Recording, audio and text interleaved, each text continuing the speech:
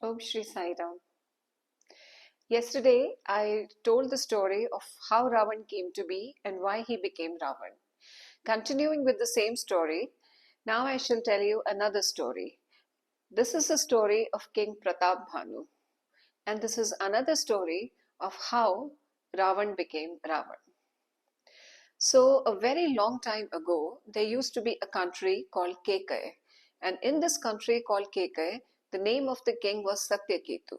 He was a very kind and very good king who looked after his people very well. Now, this king had two sons, and he was exceedingly proud of his two sons, who were very accomplished princes. The elder one was Pratapbhanu, and the younger brother was Arimardhan. These two brothers were united with a great affection for each other, and also for their people and their father.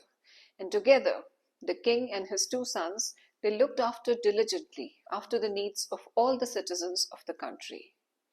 When the right time came, King Satyaketu gave the throne to his elder son, Pratapbhanu, and he himself retired to the forest to spend the remainder of his days in praying to God and remembering and meditating upon the divine name.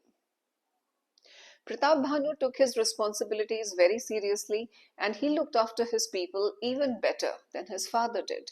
He did everything to make the life of his people comfortable. He also had a very great and good prime minister. This prime minister was called Dharmaruchi. Dharmaruchi was a very, very wise man, and he advised the king on all the royal matters that needed the king's attention.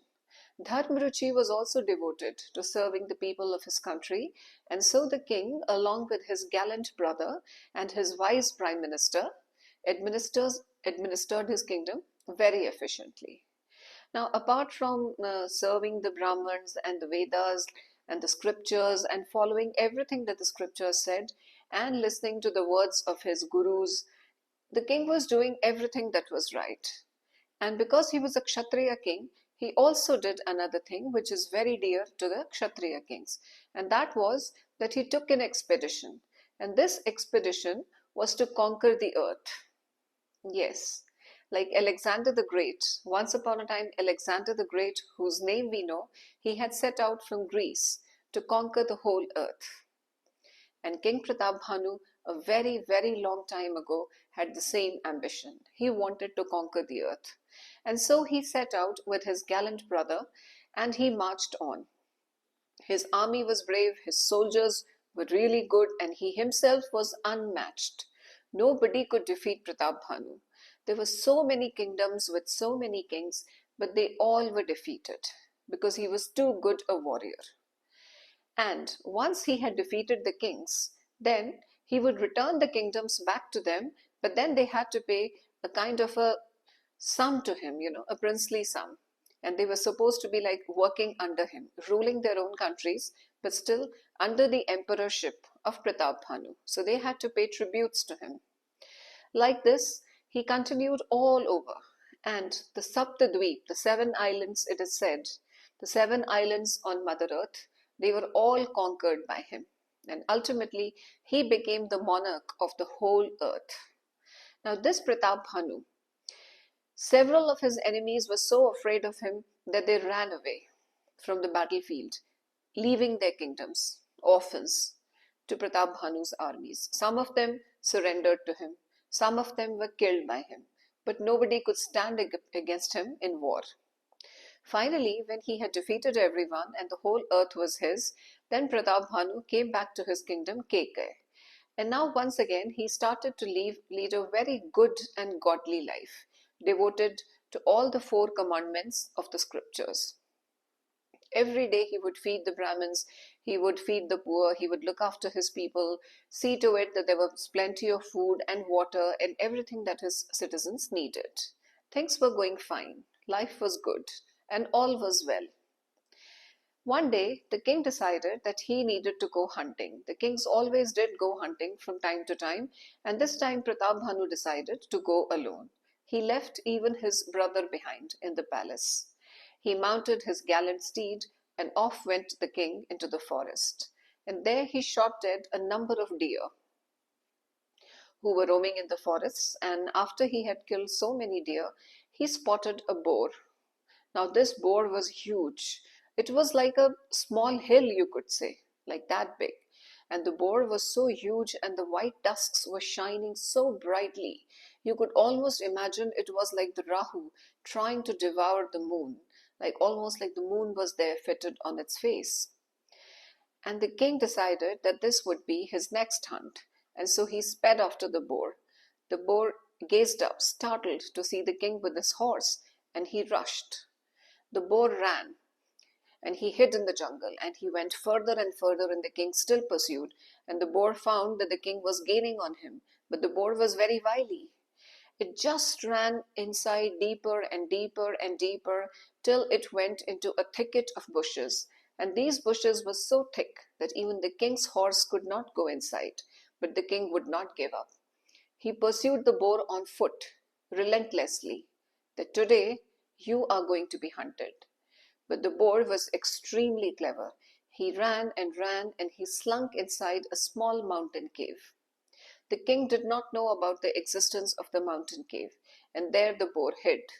Finally, the king was tired, he was exhausted, he was hungry and thirsty, and he had lost the boar.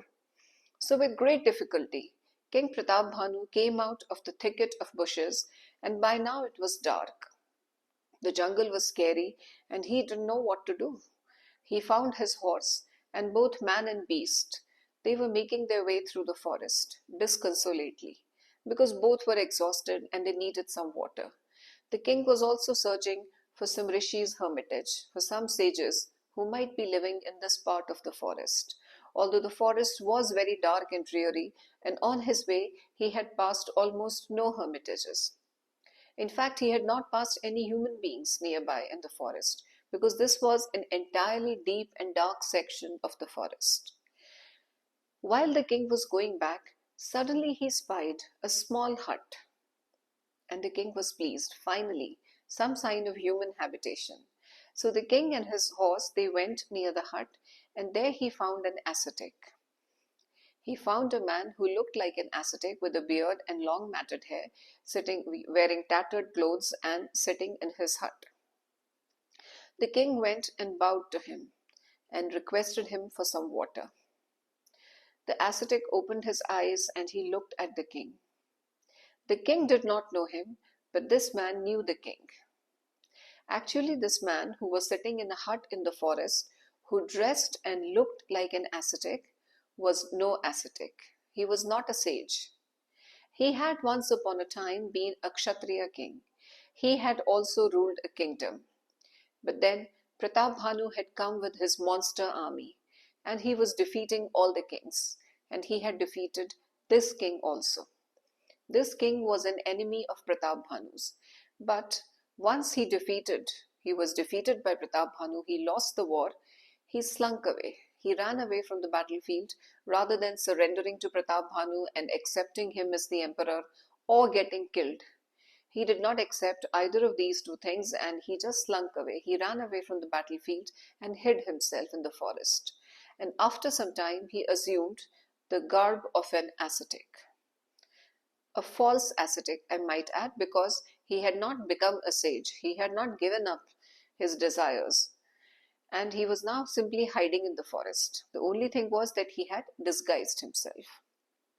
So he recognized Pratapbhanu. Oh, this is my enemy. And he felt a great hatred surging up in his heart. This is the man who deprived me of my home, of my country, of my kingdom. And now this man comes to me asking for water. But however, this ascetic, he disguised his emotions. He hid them very well. And he just told the king, "O king," no, he didn't say, "O king." He said, "Weary traveler, there is a lake a little distance away and the water is fresh. You and your horse can drink plenty from there." So the king and his horse, they went there and they drank the water and they bathed, and soon they felt very refreshed. Now the king came back to the hut. He bowed again to the hermit and asked him, "O great master, please may I know who are you and why do you live here in this secluded forest?" The ascetic made a motion for the king to sit. Like this, he said, "Please be seated." And instead of telling himself about him, He just said, "Oh, I am an ascetic and I just like living in the forest. I don't like living in habitations. I keep away from people because I find that if I live with people, my penance is disturbed. I am observing very severe austerities and so I live here all alone. But why don't you eat some food? You must be so tired. I have plenty of fruits. Please have some."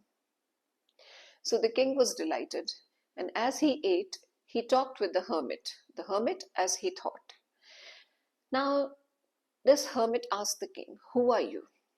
And the king did not disclose that he was King Pratapbhanu. Instead, he said, "There rules a great King Pratapbhanu, and I am his minister, Dharmaruchi. I am his prime minister. I had come in the forest to hunt, and I lost my way. And then I found your hut, and here I am." The ascetic said, "You bear the marks of a very royal person. You have the marks of a great personage.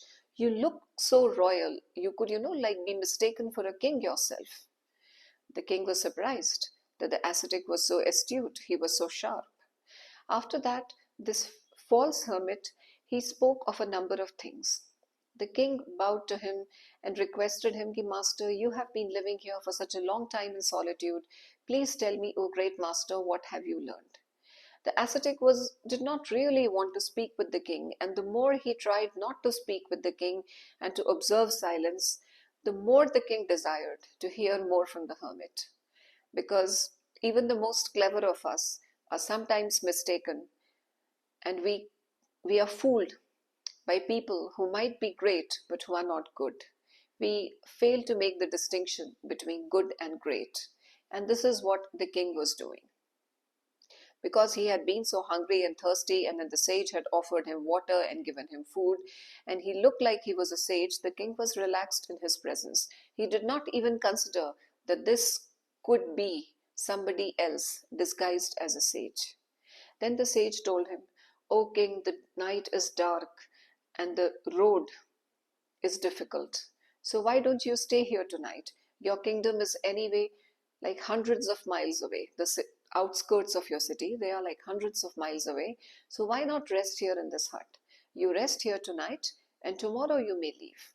It will be better for you." So the king agreed to stay there with the hermit. And then once he settled down in the hut, the hermit sat, in his lotus pose and just sitting quietly and looking out on the sky. And the king asked him, "Oh, great master, tell me what knowledge, what wisdom have you gleaned living here in solitude?" And then the hermit said, "I do not like to speak of myself because I have observed that when you start talking about yourself, you become vain and then all your penance is destroyed. So I don't like talking about myself. I find that I am happiest when my mind is devoted to the lotus feet of the Lord. But my dear fellow, because you look so royal and you look so pure, you look so good and great, I shall talk to you tonight. It is your good fortune that I have decided that I will talk with you." And then the false hermit told him, "My name is Ektanu. Ektanu means one body. Tanu means small also, and Tanu means body also. So Tanu can also mean small, as in Lalita Sahasranama, we also hear about Devi whose waist is Tanu Madhyama, that she has a very small waist. But Tanu also means a body. And this fellow said that my name is Ektanu, that I have had just one body. He said that I was born at the dawn of creation. When Brahma created the world, I was created at that time. And since then, I have had this body. I did not change this body. And I am meditating here constantly on God. That's what I do.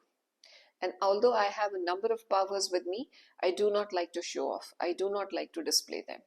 Because my mind is constantly in communion with God." The king was amazed.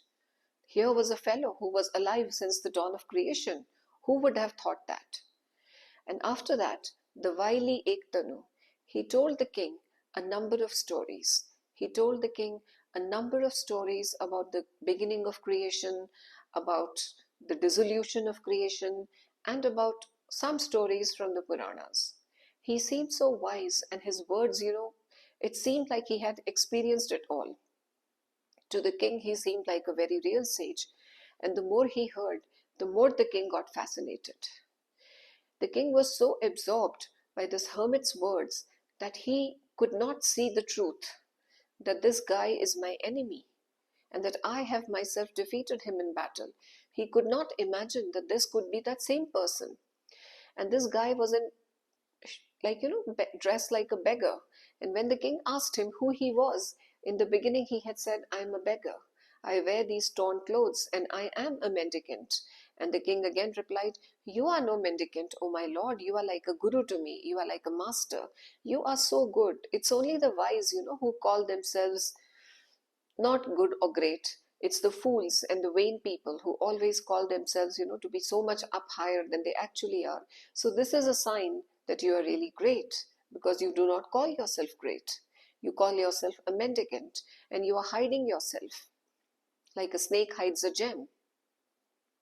So like this, the talk continued, and the more this Ektanu spoke, the more fascinated the king became. And ultimately, he could not think of anything but this guy.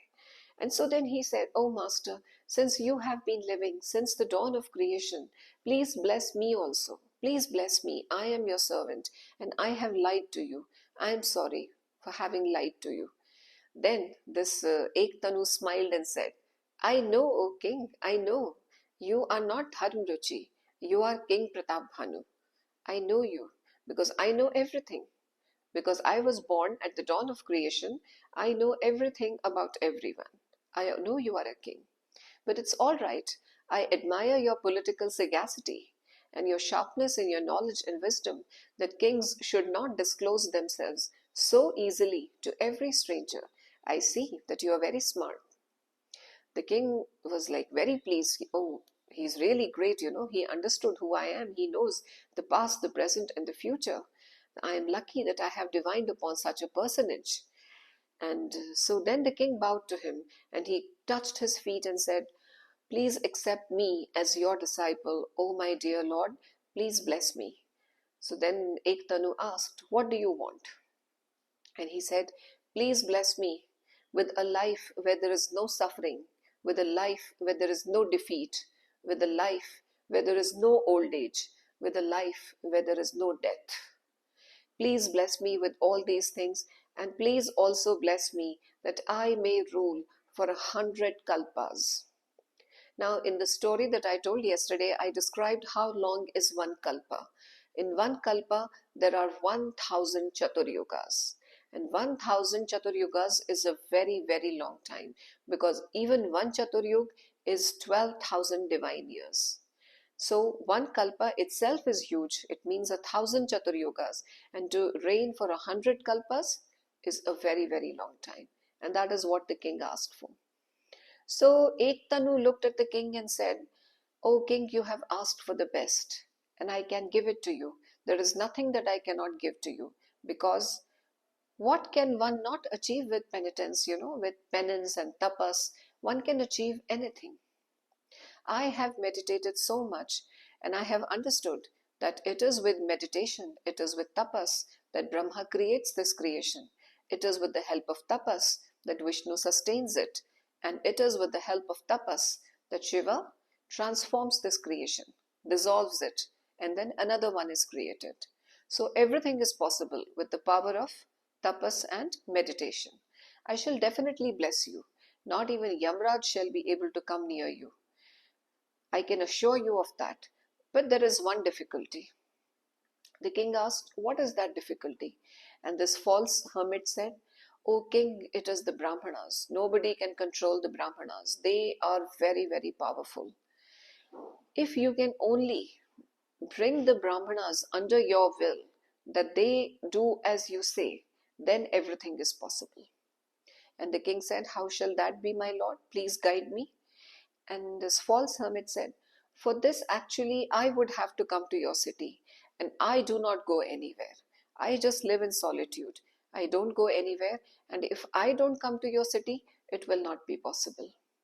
By now the king was completely under the control of this Ektanu, and so he begged him. He again folded his hand. He touched the hermit's feet and said, "Oh my lord, please bless me. Please help me here. I know that the great and good people, they do everything for those who are smaller than them, for those who are not as good or as great as them. Because look at Mother Earth, it sustains the dust upon its bosom. Look at the waves of the ocean, they carry the specks of foam. And look at the mountain tops, even though they are so high, they support the tiny blades of grass. And just like that, my Lord, I know you will help me. Please help me, tell me the way. How can I bring the Brahmanas in the control of my will, that they do as I say? Now that Ektanu perceived that the king was completely under his control, he said, "Oh, my dear king, I like you so much. I cannot say no to you. So, although I don't like going anywhere and I love this life of solitude, I shall come to your city. I shall come to your city and I shall personally cook for the Brahmins. You call 100,000 Brahmins every day for a feast, and we will do it for 7 days. And at the end of 7 days, you shall be the conqueror of death itself, and you shall be able to rule for 100 kalpas. But all this is possible only if you do not tell anyone about me. If you disclose anything about me, it shall come to naught. Nothing will happen. And if the Brahmanas curse you, if they become angry with you, you are doomed. So you cannot tell anyone about me, you cannot tell the Brahmanas, and you cannot incur their wrath. If you are able to do this, then you will be blessed. Because I am telling you, okay, people who meditate, who observe tapas, who chant the mantras, they should do it in secrecy. If you tell about your spiritual practice to everyone, the power is destroyed once people come to know about it. So, all this must be done very privately. I shall do the chanting of the mantras, I shall cook the food, but nobody must know about me. And I shall come in the disguise of your royal priest, your family priest. I shall come in the disguise of your family priest, and you shall know me, and then I shall cook. The king said, "All right, my lord, I accept your terms and conditions. I am happy with them. There is no problem." Now that Ektanu understood that the king was under his control, he said, "All right, my king, why don't you now go to sleep? You're so weary, just go to sleep.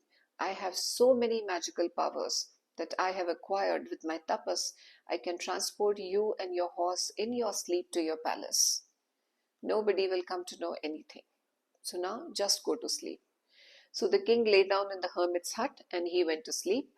And the king slept because he was pure of heart and he was innocent. But the hermits, he sat gazing at the king who was sleeping. And the hermit's eyes were full of hatred and anger as he remembered what King Pratapbhanu had done to him. Now, this hermit, he went out. He left the king sleeping there and he walked out of his hut. And as soon as he walked out, there came the demon Kalaketu. There was a demon called Kalketu who roamed around in these forests. It was the same Kalketu who had assumed the form of a boar and who had led the king deep inside the forest. It was Kalketu, the demon, who had tricked the king into coming deep inside the forest and in meeting this false hermit. Because both this hermit and Kalketu, they were very good friends. And Kalketu was also an enemy of King Pratapbhanu. The trouble was that Kalketu had once upon a time had 100 sons, and he also had 10 brothers. And all these sons and brothers of his, they roamed around in the cities and they used to torture people and inflict pain on them, and they were hurting people. And because they were doing all this, King Pratapbhanu had punished them, and he had killed all of Kalketu's brothers and his sons. And so Kalketu himself was furious with Pratapbhanu, and he also wanted his revenge, just like Ektanu. So then Kalketu came to Ektanu and asked, "Is the king here? I led him deep into the forest. I hope he found your hut." And the Ektanu said, "Of course he's here, and now he's sleeping." So then they devised this plan and they discussed what they should do. And then Kalketu, as he stood listening to Ektanu told him, "Now you should take the king and the horse back to the palace. Place him there in his royal bed so that he knows that what he saw here and what he heard here was all true. And then let us proceed with the next part of the plan." So Kalketu, who had a lot of magical powers, like he could disguise himself into a boar and all that, he transported the king along with his horse into the royal palace. And in the morning, when the king woke up, he found himself sleeping on his royal bed beside the queen. He was amazed. He thought these were the powers of penance that the Ektanu had acquired. He did not know anything about the demon Kalketu being in cahoots with Ektanu. So the king got on his horse and again he rode out to the jungle. And then again he came back at midday, and then everyone received him with a lot of pomp and glory. Okay, the king was back from the hunt, and everyone was delighted. Now the king was in a lot of tension because Ektanu had told him that I will come on the fourth day. What the demon Kalketu had done was that once he had deposited the king in his royal chamber, he had gone to the priest's house, and there he had abducted the family priest. He abducted him and he put him away in the cave on the mountain top. And instead, he himself, the demon himself, assumed the form of the royal priest, and he went to live in his house. And on the fourth day, it was the demon Kalketu, disguised as the royal priest, who came to meet Pratapbhanu and told him, I am here, O king, let us proceed with the plan. And the king was so delighted. As soon as he heard this, he was reassured that all was going well. And so then he invited 100,000 Brahmins for lunch. Now this guy, Kalketu, who had disguised himself as the family priest, he cooked the meal. And he cooked the meal using almost everything that he knew, all the tricks. He cooked 4 types of meals, and there were all the 6 tastes in the food. The 6 tastes that are described in scriptures are sweet, salty, bitter, sour, pungent, and umami. All these 6 tastes, they were there in the food, and the food was delicious. What the wretch had done was that he had mixed the meat of animals and Brahmins into the food that he had cooked. He had crushed some meat, both of the Brahmins and the animals, and mixed it with the food that the Brahmins were supposed to eat. Now the food was ready, and because the king, he had not thought about it enough, now that we look at the conduct of Pratapbhanu, we can see where he had gone wrong.